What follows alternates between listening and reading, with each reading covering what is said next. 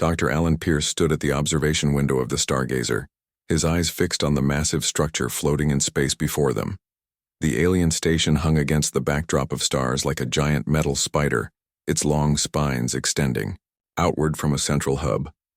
After 15 years of space exploration, Alan had never seen anything like it. "Commander Daniels, you need to see this," he called, not taking his eyes off the structure. Commander Olivia Daniels floated over in the zero gravity of the observation deck. Her short blonde hair drifted slightly around her face as she came to a stop beside him. She was a military officer first, but even she couldn't hide her amazement. "What do we know about it?" she asked. "Nothing," Alan replied.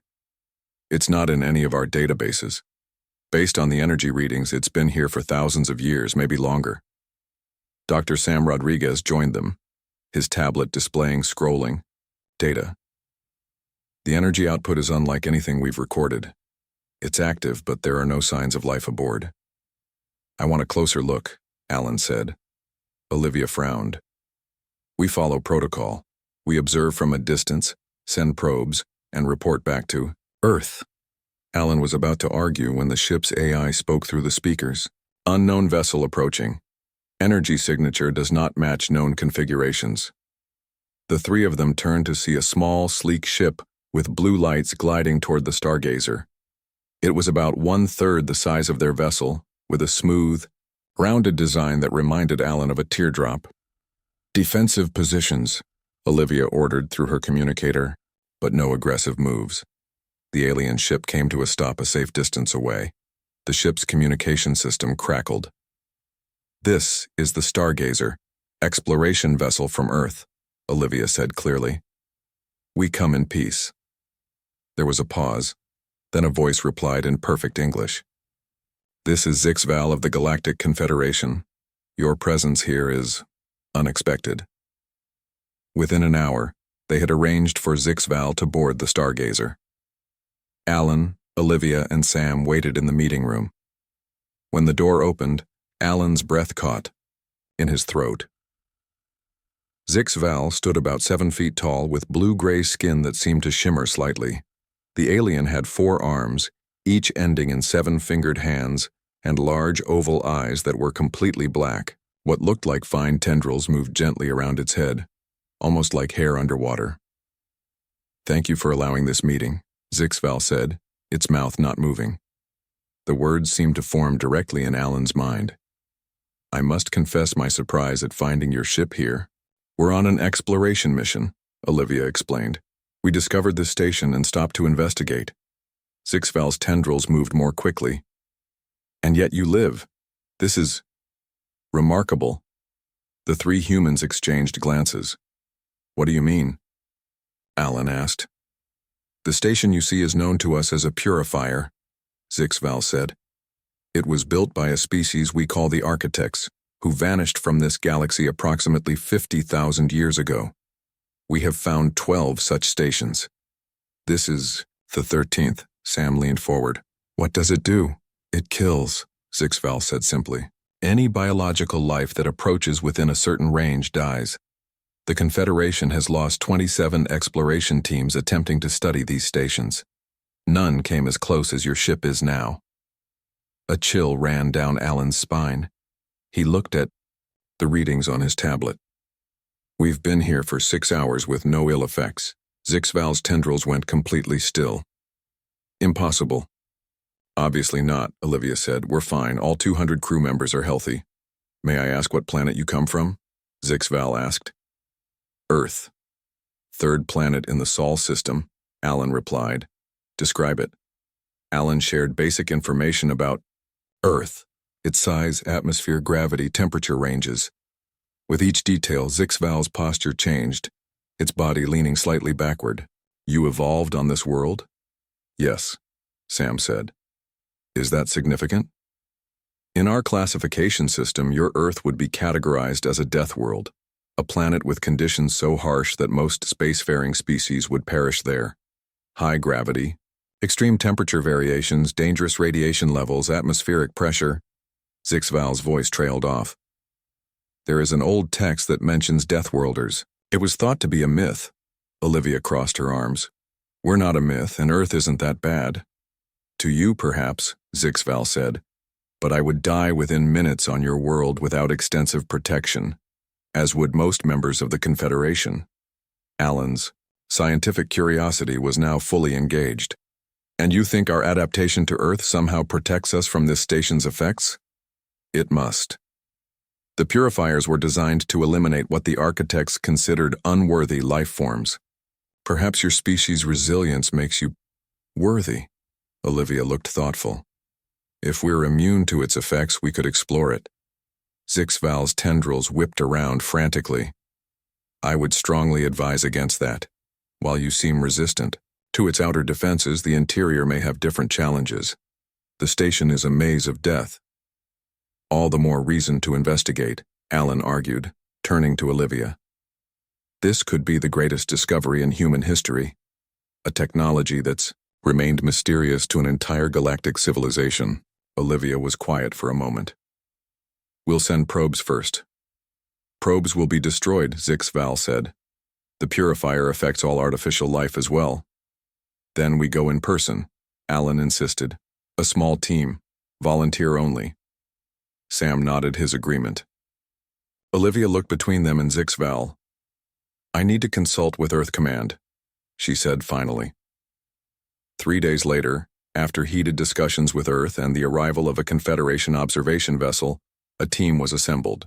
Alan, Olivia, Dr. Kate Walsh, the ship's biochemist, and Lieutenant Greg Martinez from security would enter the station. They gathered in the shuttle bay, dressed in protective suits despite Zixval's insistence they would provide no benefit. Confederation will monitor from our vessel, Zixval told them. We have agreed to share all information gathered from this expedition. Alan checked his equipment one last time. We'll be in constant communication with both ships. Zixval's tendrils moved slowly. You humans are either very brave or very foolish. Perhaps both. Olivia smiled. That's been said about us before. They boarded the shuttle. As they approached the station, Alan's heart pounded in his chest. The massive structure grew larger in the viewport, its ancient metal surface covered in strange patterns. Energy readings are increasing, Kate reported. But no effect on our life signs. The shuttle docked at what they had identified as an entrance point. With a hiss, the airlock opened. Remember, Olivia said, we stay together. First sign of trouble, we leave immediately. Greg went first, weapon ready. The others followed. Inside, the station was dimly lit by strips of blue light that seemed to activate as they approached. The corridors were tall and wide, clearly built for beings larger than humans. The walls were covered in symbols none of them recognized. Atmosphere is breathable, Kate said, reading her instruments. Temperature stable at 68 degrees Fahrenheit. No detectable toxins. Keep your suits on anyway, Olivia ordered. They moved deeper into the station. Sam's voice came through their communicators from the ship. I'm reading massive energy fluctuations around you. Based on Zixval's data, this is when their teams started dying. Alan checked his own readings. We're experiencing some mild radiation, but nothing dangerous to humans. Fascinating, Zixval's voice joined in. The levels you describe would liquefy my internal organs. They continued forward, passing through a series of chambers with different environmental conditions. One room was extremely cold, another intensely bright. One chamber emitted a high-pitched sound that gave them headaches but did nothing worse. It's testing us, Alan realized. Running through different ways to kill intruders. And failing, Greg added with a hint of pride. They reached a larger chamber with a central platform. When Alan stepped onto it, lights flashed, and symbols appeared in the air above them. It's responding to your presence, Sam said excitedly from the ship. Alan reached out toward the symbols. As his hand passed through one, the entire chamber lit up. More symbols appeared, scrolling too fast to follow. I think, Alan said slowly, we just woke it up. The symbols floating above the platform stopped scrolling and formed into a pattern. Alan stood frozen, not daring to move as the light pulsed around him. What's happening? Olivia asked, her hand resting on her weapon. I'm not sure, Alan replied, but I think it's scanning me. Kate checked her instruments. Your vital signs are normal, no signs of harm. The light suddenly vanished, and the symbols disappeared. The chamber returned to its dim blue glow. Did we break it? Greg asked. From their communicators. Zixval's voice sounded shaken. Nothing has ever activated a purifier station before. This is unprecedented. Alan stepped off the platform. The station recognized something in me. Us. Humans. We should continue exploring, Kate suggested. If we're immune to its defenses, this is our chance to understand this technology. Olivia nodded. Agreed. But we stay alert. They moved deeper into the station, passing through more chambers. Each room seemed designed to kill in a different way. One filled with gas that their suits identified as highly toxic to most life forms, but had little effect on human biology. Another created gravity waves that would crush many species but merely made the humans feel slightly heavier than normal. This is amazing, Kate said as they entered a new section. Each room targets different biological weaknesses. Weaknesses we don't have because of Earth's conditions. Alan nodded. High gravity on Earth made our bones stronger. Radiation from our sun gave us better repair mechanisms. Temperature variations made us adaptable. Earth turned us into tanks, Greg said with a smile. They came to a large circular door that looked like the entrance to a vault. Unlike the other doors that had opened automatically as they approached, this one remained closed. Can we open it? Olivia asked. Alan examined the symbols next to the door. I think it's another test, but I'm not sure what it wants. Sam's voice came through their communicators. I'm analyzing the data you're sending back. It looks like there's a pattern to the symbols. They might be a form of mathematical sequence. While Sam worked on the puzzle, Alan walked around the chamber, studying every detail. He noticed a small panel on the wall with a depression in the center. There's something here, he called to the others. When they gathered around, Kate pointed at the depression. It's hand-shaped but not human. It has 7 finger grooves. Like Zixval's hands, Alan said. He turned to his communicator. Zixval, this station has an access panel designed for a species like yours. There was a long pause before Zixval responded. The architects had 7 digits per limb, according to our records. This supports the theory that they built these stations. But if the station was built by beings like you, why would humans be immune to its defenses? Olivia asked. Perhaps, Zixval said slowly. The architects did not expect a species like yours to ever reach space. Deathworlders were considered theoretical, not practical threats. Alan stared at the panel. We need to try something else. He placed his 5-fingered hand into the 7-fingered depression. Nothing happened. Then, on an impulse, he made a fist and pressed it against the center of the panel. The door began to slide open. How did you know to do that? Greg asked. I didn't, Alan admitted. But force is sometimes the simplest solution. The newly opened chamber was larger than any they had seen before. It appeared to be a laboratory of sorts with what looked like workstations and equipment. In the center was a raised platform with a glowing blue sphere hovering above it. This is incredible, Kate whispered. A fully preserved alien laboratory. As they entered, lights activated, illuminating the entire space. Strange devices hummed to life around them. Be careful, Olivia warned. Don't touch anything yet. Alan approached one of the workstations. Displays flickered on, showing diagrams of what appeared to be DNA structures, but unlike any he had ever seen. These look like genetic samples, he said. Thousands of them. Kate joined him. You're right, I think this is a biological research facility. From another station, Greg called out, I found something. He was looking at a display showing what appeared to be a map of the galaxy, with dozens of points marked. Those could be other purifier stations, Alan suggested. Olivia frowned. How many did they build? Before anyone could answer, the blue sphere in the center of the room pulsed brightly. A beam of light shot out from it, scanning each of them in turn. Scanning complete, a voice said in a language none of them understood, yet somehow they could comprehend. Human subjects confirmed. Deathworld origin verified. Access granted to Level 1 archives. They stared at each other in shock.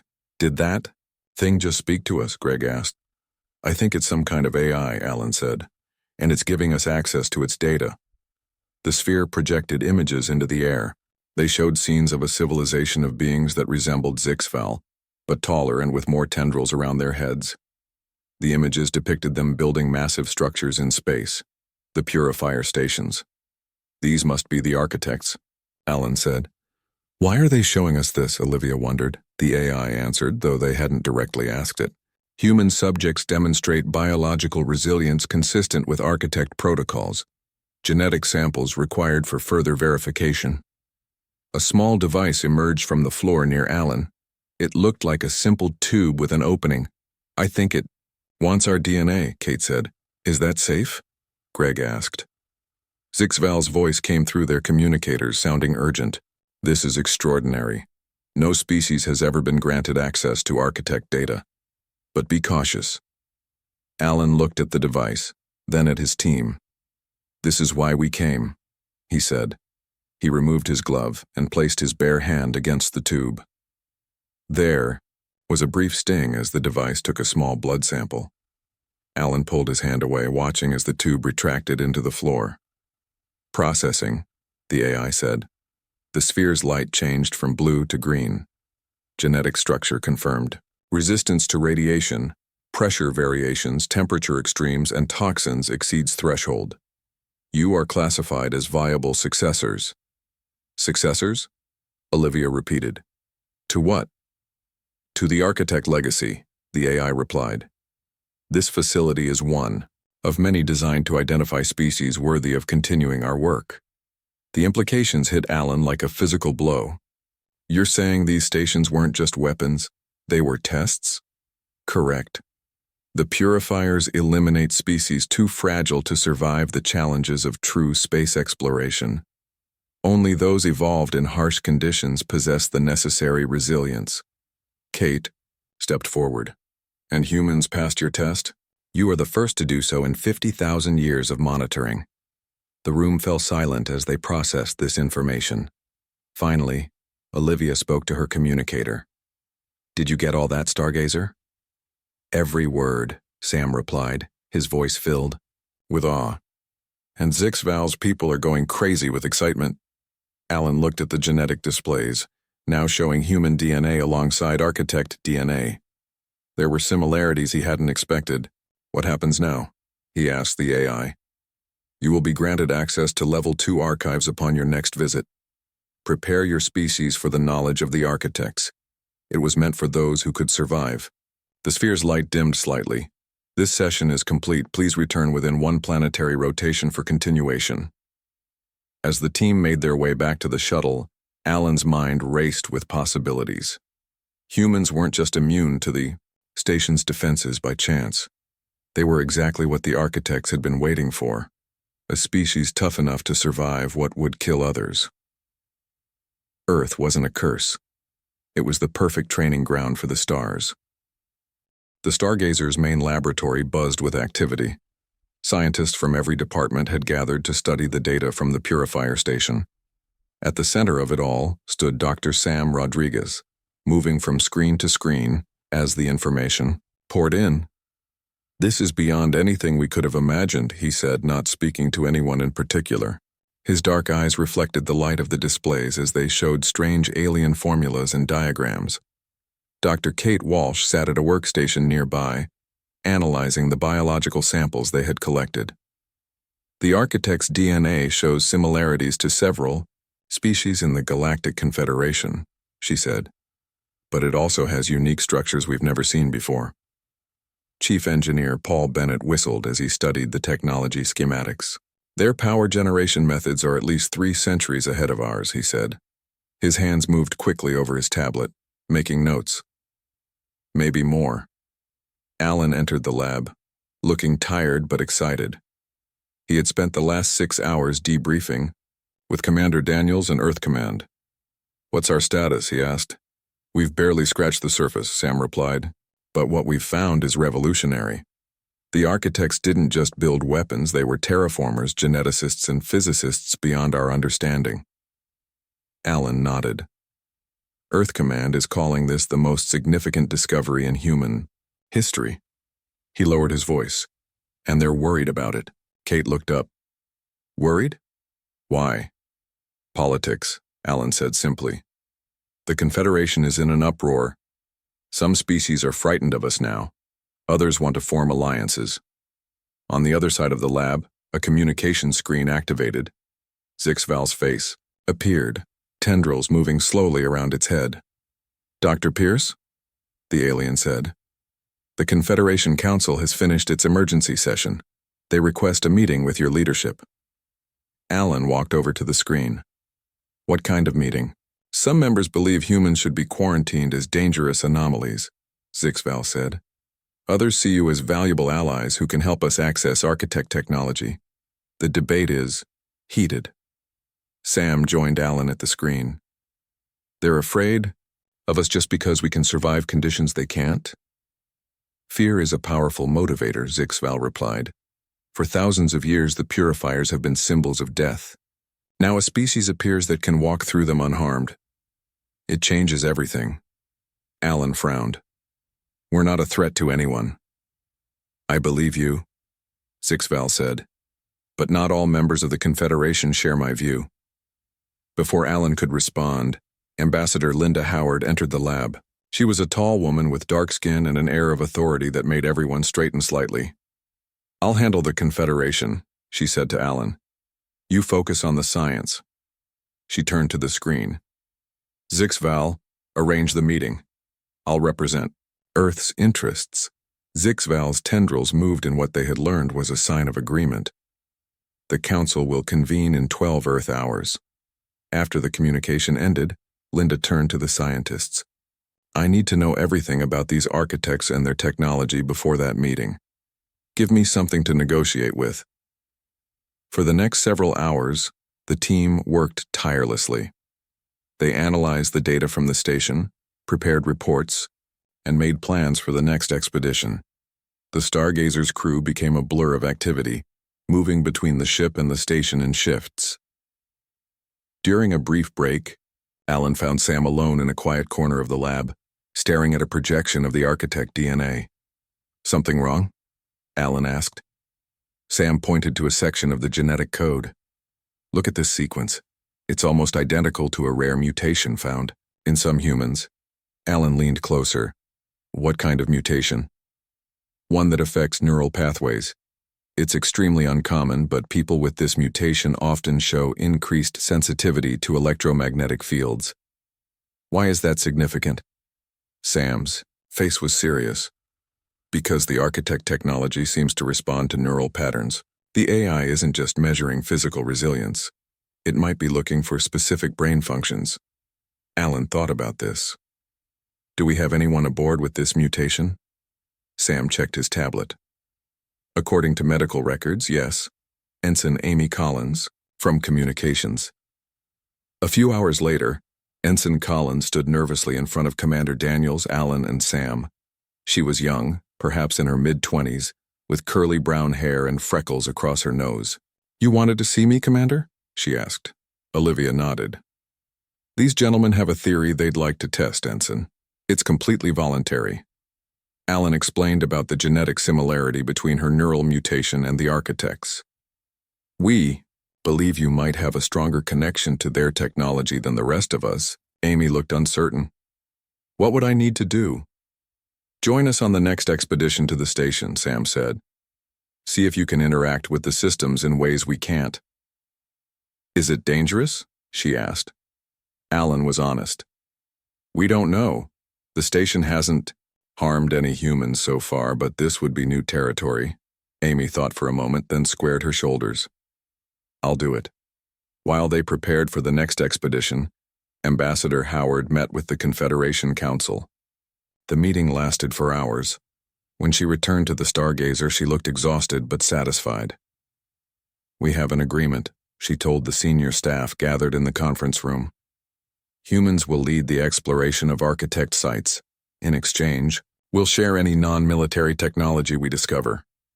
And the species that wanted us quarantined? Olivia asked. Linda smiled thinly. I reminded them that if we can walk through purifiers unharmed, a quarantine would be difficult to enforce. The next day, a new team prepared to enter the station. Alan, Sam, Paul, Lieutenant Greg Martinez, and Ensign Amy Collins stood in the fore shuttle bay checking their equipment. Remember, Alan said to Amy, no pressure. Just observe how you feel around the technology. Amy nodded, clearly nervous but determined. When they reached the station, the doors opened automatically for them. The AI's voice greeted them as they entered the laboratory chamber. Human subjects have returned as instructed. Genetic variants detected in new subject. The blue sphere pulsed brightly as it scanned Amy. Amy gasped, putting a hand to her head. I can feel it, she whispered. It's like a hum in my mind. The AI spoke again. Neural pattern compatibility at 93%. Architect interface protocols activated. The sphere projected a new set of symbols directly in front of Amy. Without hesitation, she reached out and touched one of them. The symbols rearranged themselves at her touch. How did you know to do that? Alan asked in amazement. Amy looked surprised at herself. I didn't. It just felt right. When she touched another symbol, a hidden door opened in the wall of the laboratory. Beyond it was a corridor they hadn't seen before. Level 2 access granted, the AI announced. Proceed to the core. Amy turned to the others, her eyes wide with excitement and fear. Should we go in? Alan looked at the dark corridor, then back at his team. This is what we came for, he said. Let's find out what the architects left for us. Together, they stepped through the doorway and into the unknown depths of the station. The corridor stretched before them, lighting up with soft blue light as they walked. The walls were covered in the same strange symbols they had seen throughout the station, but here they seemed to flow and change slightly, as if alive. This is incredible, Alan whispered. His voice echoed in the silence. Amy walked slightly ahead of the group, her hand occasionally reaching out to touch the wall. Each time she did, the symbols would glow brighter. It's like they're responding to you, Sam said, watching her carefully. Amy nodded. I can almost understand them. Not as words, but as feelings, intentions. She struggled to explain. It's like the station is trying to communicate directly with my mind. Greg kept his weapon ready, eyes constantly scanning for threats. Friendly communication, I hope. Yes, Amy said with surprising certainty. It feels welcoming. They continued, deeper into the station, passing through chambers filled with strange equipment. Paul stopped at one machine that looked like a cylinder with glowing bands around it. This technology, he said, studying it without touching. The power source doesn't match anything in our records. It's not fusion, not antimatter. We can study it later, Alan said. Right now, let's focus on reaching the core. After walking for nearly 20 minutes, they entered a massive circular chamber. The ceiling arched high above them, covered in points of light that resembled stars. In the center of the room stood a column of swirling energy, blue and green light spiraling upward. This must be the core, Sam said, his voice filled with awe. Around the energy column were 7 pedestals arranged in a circle. Each had a depression, similar to the hand panel they had found earlier. Amy walked slowly toward the closest pedestal. It wants us to activate them, she said. Alan moved to stop her. Wait, we should be careful. It's okay, Amy assured him. I can feel its purpose. It's not meant to harm us. Greg looked skeptical. The rest of this station was designed to kill aliens. No, Amy said, her eyes never leaving the pedestal. It was designed to test them. This is what it was all leading to. Before anyone could stop her, Amy placed her hand on the pedestal. The depression reshaped itself to fit her 5 fingers perfectly. The pedestal glowed, and a beam of light shot from it into the energy column. What did you do? Paul asked, stepping back. Amy smiled. I started the connection process. The energy column pulsed brighter. A voice spoke. louder and clearer than before. Primary interface established. Awaiting full activation. 6 connections remaining. Alan looked at the other pedestals, then at his team. I think it needs all of us. One by one, they approached the pedestals and placed their hands on them. With each connection, the energy column grew brighter, and more beams joined the first. When all 5 humans had connected, the voice spoke again. 5 of 7 connections established, partial access granted. The energy column expanded, and from it emerged a holographic figure. It was clearly one of the architects, tall, with 4 arms and tendrils flowing from its head. The hologram looked at each of them in turn. I am Zorvax, chief scientist of the 7th Architect Expedition, the hologram said. If you are viewing this message, you have passed our trials and proven your species worthy. Alan stepped forward. We are humans, from Earth. The hologram nodded. Your genetic structure has been analyzed and recorded. You evolved on a high-gravity world with radiation and atmospheric variations beyond what most spacefaring species can tolerate. This matches our predictions for successor species. Successor to what? Sam asked. To our legacy, Zorvax replied. 50,000 years ago, our civilization faced extinction. A cosmic event was approaching that would destroy all life in this sector of the galaxy. Images appeared around them. Stars exploding, radiation waves spreading across space. We had time to flee to distant sectors, but many species did not. We built these stations as a dual purpose, to test future species who might evolve after the event, and to preserve our knowledge. The event has passed? Alan asked. Yes. The radiation has dissipated to safe levels, but it changed the evolutionary paths of many worlds. We predicted that only species from the harshest environments would develop the necessary resilience to survive future cosmic threats. Paul looked confused. So these stations kill other species to find the tough ones? Not precisely, Zorvax said. The stations do not actively kill. They emit energy fields that reflect cosmic radiation during extinction events. Species that cannot survive such radiation cannot survive long-term space exploration. And humans can, Alan said, understanding. Dawning. Your species has evolved remarkable resilience. Your cellular repair mechanisms, bone density, and neural adaptability exceed our most optimistic predictions. Amy had been silent, still connected to her pedestal. Now she spoke, her voice distant. There's more. Show us. The hologram turned to her. You have the neural structure of an interface. Rare among your kind? Yes, Sam answered for her. Very rare. It is a gift, Zorvax said. Through her, we can share more. The hologram gestured and new images appeared. Schematics for advanced spacecraft power systems, medical technologies beyond human understanding. This is just the beginning, Zorvax continued. With full activation, the complete architect database will be accessible. Alan looked at the 2 empty pedestals. We need 2 more people to complete the connection. Not people, the hologram corrected. Interfaces. Your companion is 1. You need 1 more with the same neural pattern. They all looked at Amy, who still stood connected to her pedestal, eyes now closed in concentration. There's so much, she whispered. I can see everything. Suddenly, her eyes snapped open. You need to call the ship. Now. Greg activated his communicator. Martinez to Stargazer, come in. Commander Daniel's voice answered. Stargazer here. Status report. Alan took over. Commander, we've made contact with an architect AI. We need to find another crew member with the same neural mutation as Ensign Collins. There was a pause. Medical is checking records now, Olivia replied. Stand by. While they waited, Zorvax continued to show them glimpses of architect knowledge.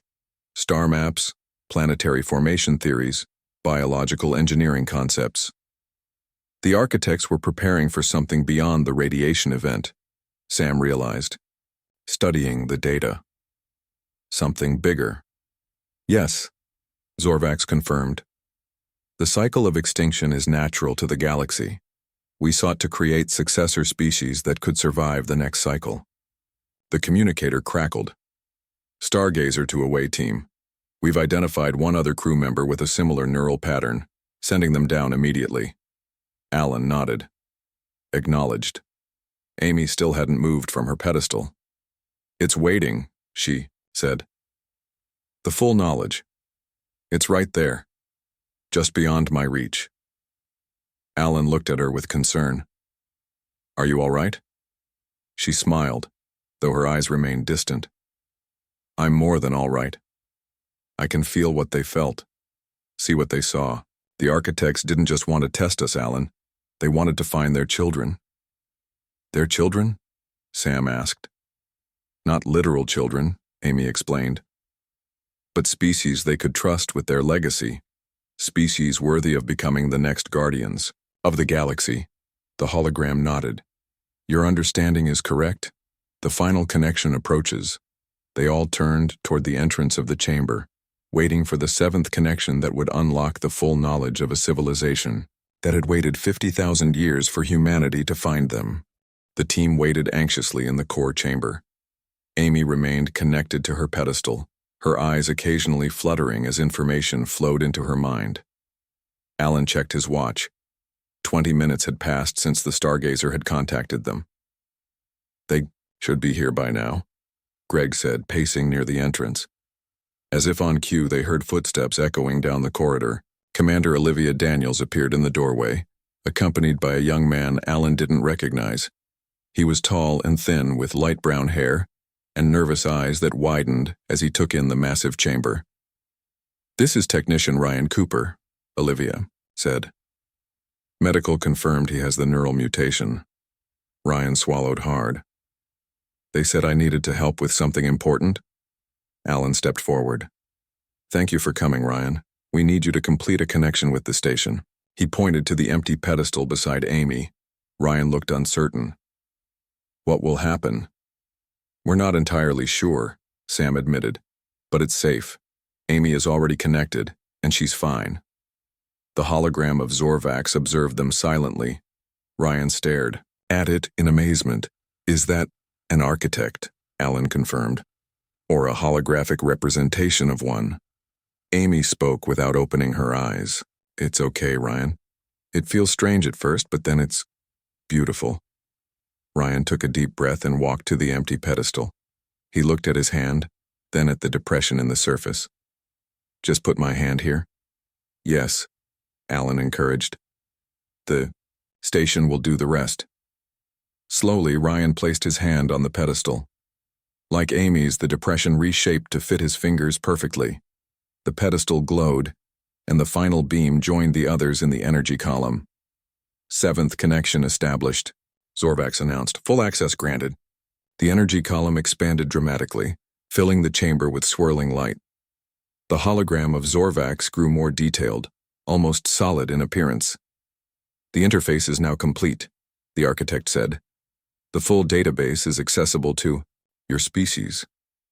Around them, the walls of the chamber came alive with images, star maps, technological schematics, biological data, historical records. The knowledge of an entire civilization surrounded them. Both Amy and Ryan gasped simultaneously, their eyes wide open but seeing something beyond the physical room.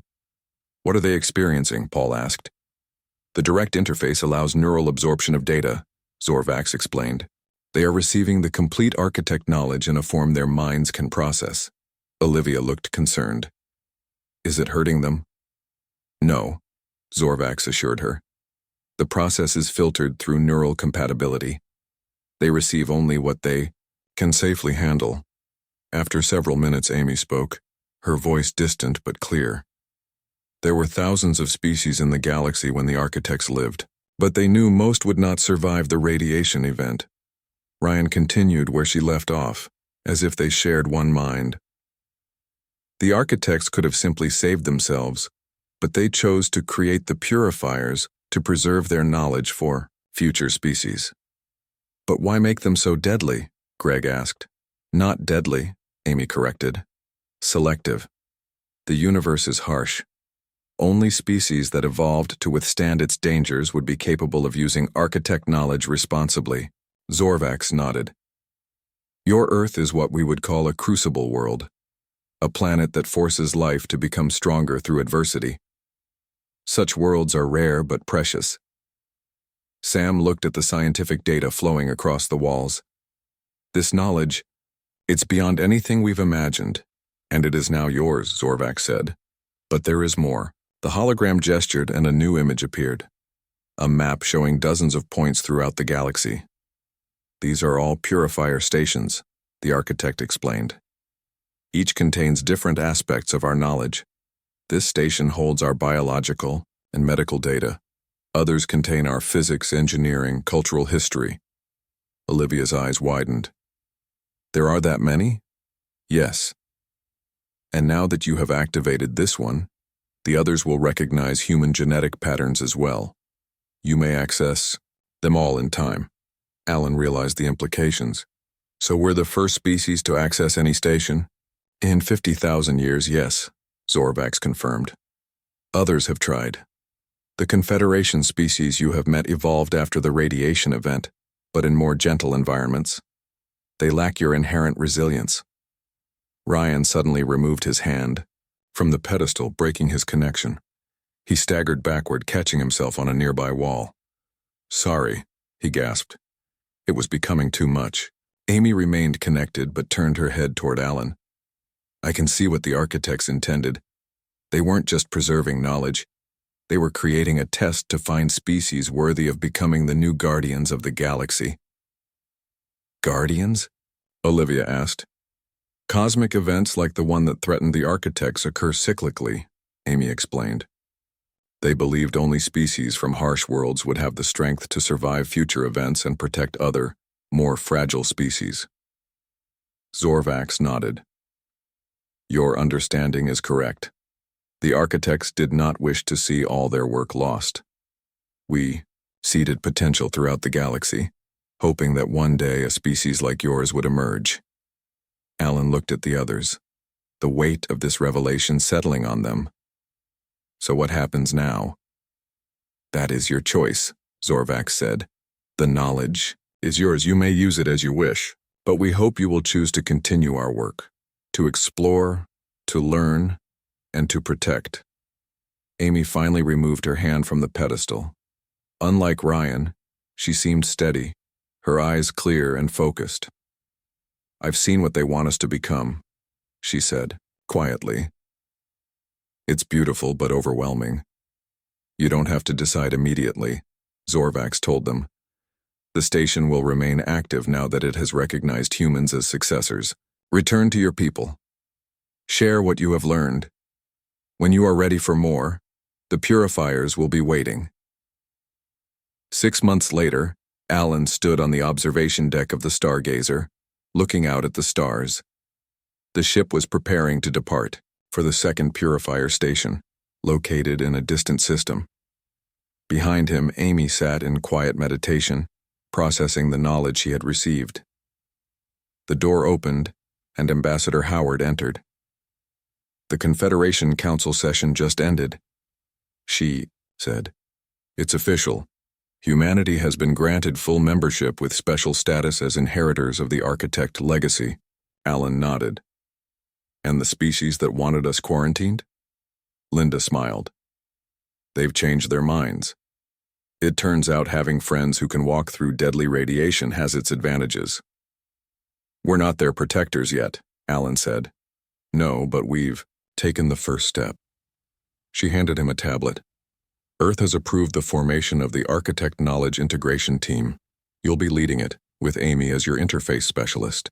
Alan took the tablet, scanning the orders. 7 ships heading to 7 different purifier stations.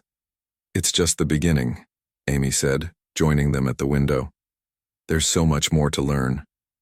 As the Stargazer's engines hummed to life, Alan looked out at the stars again. Somewhere out there, the architects had left their legacy waiting for humanity. They had evolved on a harsh world, survived countless challenges, and now stood at the threshold of a new era. Earth wasn't a death world, after all.